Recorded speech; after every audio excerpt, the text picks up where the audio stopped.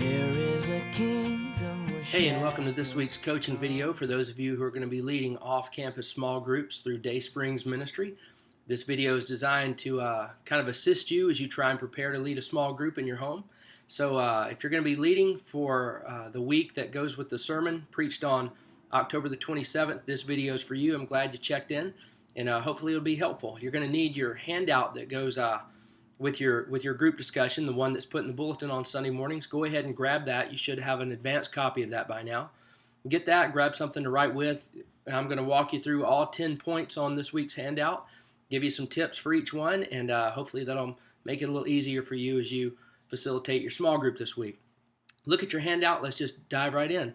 Discussion point number one is the same one that we always start with. It's the recap, where you and your group start discussing what you heard on Sunday, what you remember.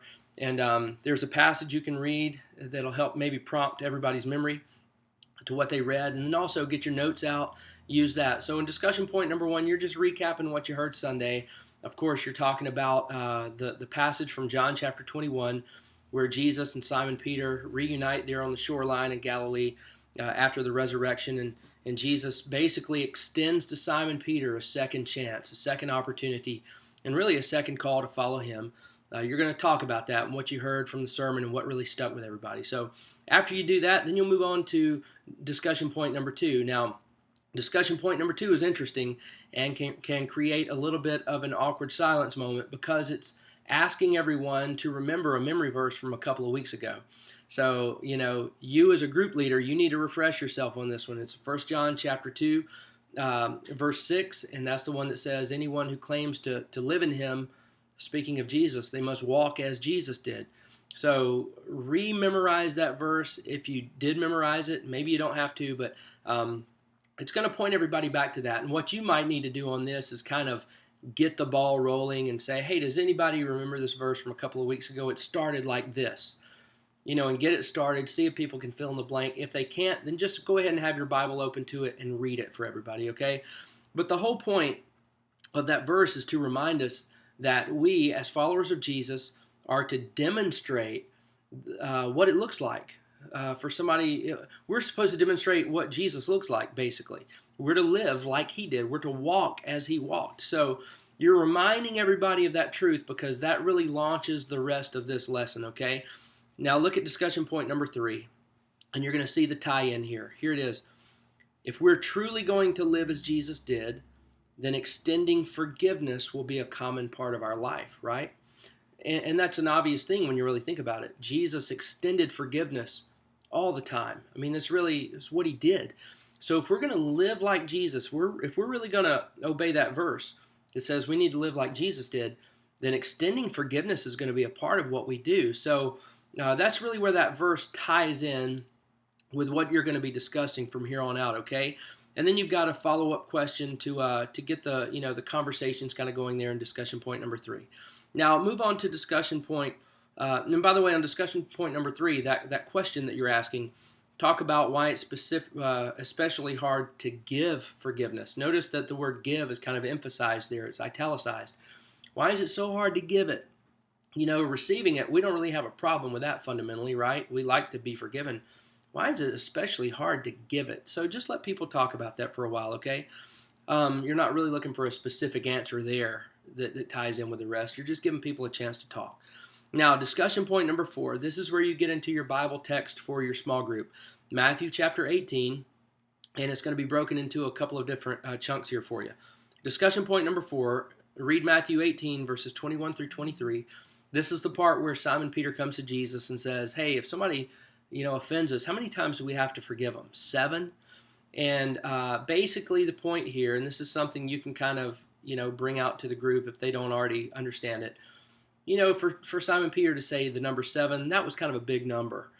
And that's kind of a pat on the back moment for Simon Peter. Hey, Jesus, look how far I'm kind of willing to go. I'll forgive, 7 times? I mean, that would have been a lot. And especially given the symbolism of the number 7, it's kind of a number of completion and those sort of things. So Simon Peter is basically saying, how many times should I forgive? 7? And you know the answer Jesus gives. He says, not 7, but 70 times 7. or 77, some of your translations may say. And if people bring that up, by the way, if they say, why does yours say 77? Mine says 70 times 7. Well, the simple answer is this, that in the Greek New Testament, that number is 70 and 7. So that might be 77 or 70 times 7. But, that's of no consequence for our purposes, because what Jesus was saying was basically this.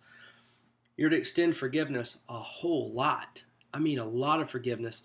And the question there in discussion point number 4, it says, was Jesus providing a literal number here or something else? Well, he wasn't giving a literal number. He wasn't saying just forgive 77 times or 490 times, but on times 78 or times 491, you don't have to forgive anymore.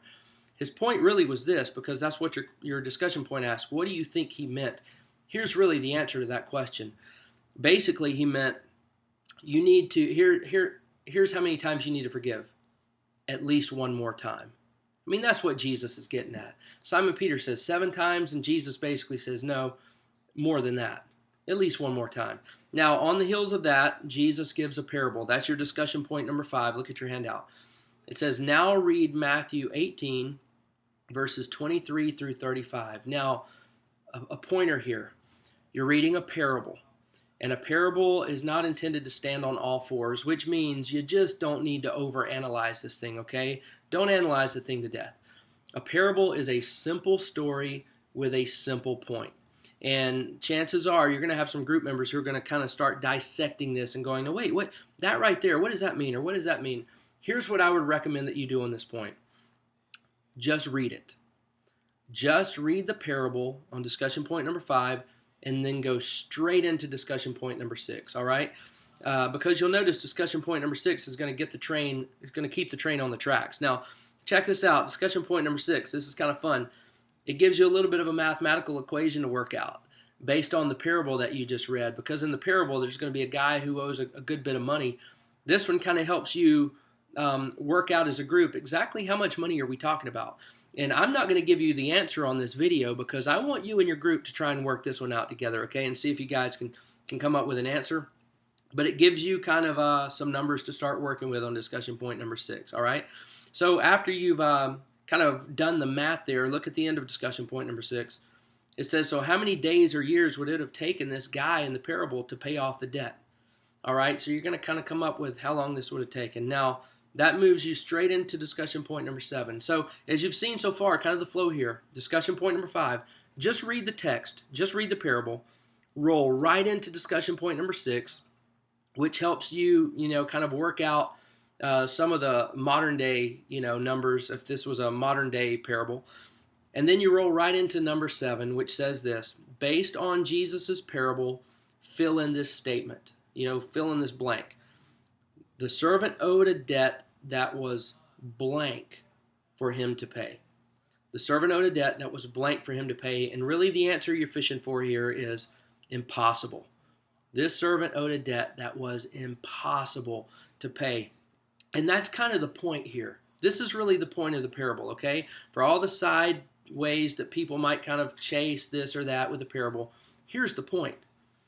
When I'm really aware of how much I've been forgiven, it has an effect on how much forgiveness I will give. The awareness of the forgiveness I've received is directly proportionate to the amount of forgiveness that I'm willing to give.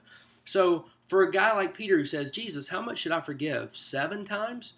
Jesus says, no, a lot more than that. In fact, let me show you a parable that really kind of shows you what you are and what you were. You were a person who had more to pay back than you possibly could to God. It's impossible for you to pay back God what you owed him, all right? And that's the whole point of the parable. It's really to turn the mirror toward us so that we can see that we are infinitely indebted to God, really. And the point is this, that when we understand that, it makes it easier for us to forgive, because we can empathize a little bit with the person who needs our forgiveness, because we understand this, that they deserve our forgiveness every bit as much as we deserve forgiveness from God, which is not at all, okay?